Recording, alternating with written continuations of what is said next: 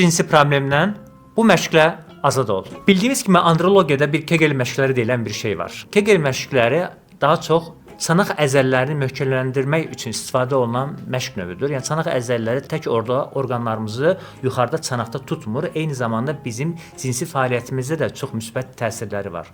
Yəni çanaq əzələləri zəif olan bəylərdə ciddi miqdarda sərtləşmə problemləri, erkən boşalma, prostat şikayətləri yarana bilir və eyni zamanda da sidik qaçırmaları da unutmayaq.